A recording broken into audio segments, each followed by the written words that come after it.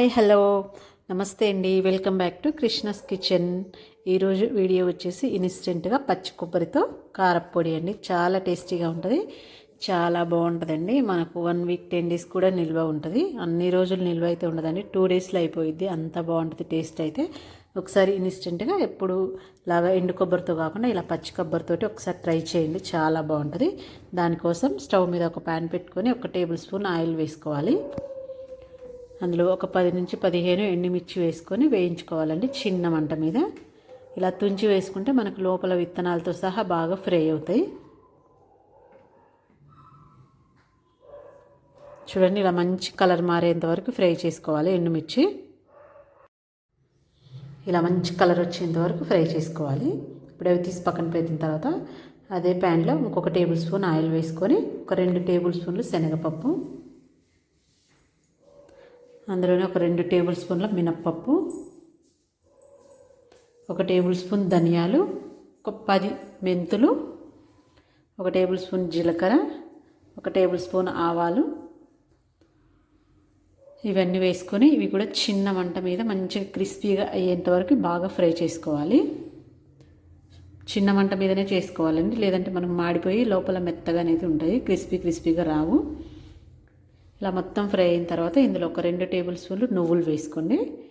నువ్వులు వేసుకొని ఒక 1 నిమిషం అలా ఉంచి తీసేయండి. నువ్వులు చాలా త్వరగా వేడికే ఫ్రై అయిపోతాయండి.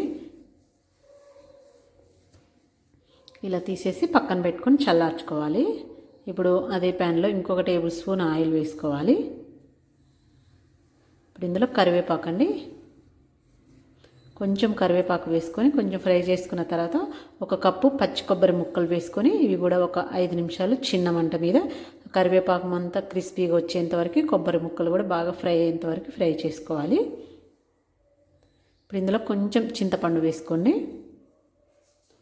ఇలా వేసుకున్న తర్వాత 2 మినిట్స్ ఉంచేసి ఇంకా తీసి పక్కన పెట్టుకొని చల్లార్చుకోండి. ఇప్పుడు ఈ పప్పులన్నీ చల్లగా అయిపోయినాయి కదా, ఇందులో తగినంత ఉప్పు వేసుకోండి. ఉప్పు వేసుకొని ఇలా ఫైన్గా మిక్సీ పట్టుకోండి. ఇలా మిక్సీ పట్టుకున్న తర్వాత ఇందులో మనం వేయించి పెట్టుకున్న కొబ్బరి ముక్కలు, కరివేపాకు, చింతపండు వేసేసుకోవాలి. వేసుకొని ఇందులో ఒక 5-6 వెల్లుల్లి రెబ్బలు వేసుకోండి. ఇప్పుడు దీన్ని కూడా బాగా మెత్తగా మిక్సీ పట్టుకోండి. మరి మెత్తగా పట్టొద్దండి, కొబ్బరి ముక్కలు కొంచెం ఇట్లా బరగ్గా ఉంటేనే మనకు తినేటప్పుడు ఆ కొబ్బరి టేస్ట్ తెలుస్తూ చాలా బాగుంటుంది. మిక్సీ బట్టి పక్కన పెట్టేసుకోండి. ఇప్పుడు స్టవ్ మీద ప్యాన్ పెట్టుకొని మరో 1 టేబుల్ స్పూన్ ఆయిల్ వేసుకొని అందులో ఒక 2 ఎండుమిర్చి, 1 టేబుల్ స్పూన్ పోపు గింజలు వేసుకోండి. పోపు గింజలు చిటపట అన్న తర్వాత అందులో ఒక 5-6 వెల్లుల్లి రెబ్బలు ఇలా కచ్చాపచ్చగా దంచుకొని వేసుకోండి. అందులోనే కొంచెం కరివేపాకు వేసుకొని కరివేపాకు, వెల్లుల్లి కొంచెం ఫ్రై అవ్వనివ్వండి. ఇలా ఫ్రై అయిన తర్వాత మనం ముందుగా మిక్సీ పట్టుకున్న ఈ పొడి వేసుకోవాలి. వేసుకొని ఒక 2 నిమిషాలు చిన్న మంట మీద బాగా ఫ్రై చేసుకోండి. మనకి ఇలా ఫ్రై చేసుకోవడం వల్ల టేస్ట్ బాగుంటుంది. ఇంకా ఒక 10 డేస్ 15 డేస్ వరకు నిల్వ అనేది ఉంటుందండి. చాలా బాగుంటుంది పచ్చి కొబ్బరితోటి. ఒకసారి ఇలా ట్రై చేయండి. ఎప్పట్లాగా ఎండు కొబ్బరితో కాకుండా పచ్చి కొబ్బరితో కొబ్బరి పొడి ఇడ్లీలలోకైనా బాగుంటుంది, రైస్లోకైనా, పప్పు రైస్ కలుపుకున్న చాలా టేస్టీగా చాలా బాగుంటుందండి. ఇలా చేసుకున్న తర్వాత ఇప్పుడు దీన్ని తీసుకొని చల్లార్చుకొని సర్వ్ చేసేసుకోవడమేనండి. మనకు మెత్తగా అనేది ఏమి ఉండదు, పొడి పొడిగానే వచ్చేస్తుంది, చాలా బాగుంటుంది. ఒకసారి మీరు కూడా ట్రై చేసి ఎలా ఉందో నాకు కామెంట్ చేయండి. నా వీడియో నచ్చినట్లయితే మీ ఫ్రెండ్స్కి, రిలేటివ్స్కి షేర్ చేయండి. కొత్తగా చూసే వాళ్ళు ఉంటే నా ఛానల్ని సబ్స్క్రైబ్ చేసుకోండి. Thank you for the watching friends. ఇంకొక వీడియోలో మళ్ళీ కలుద్దాం.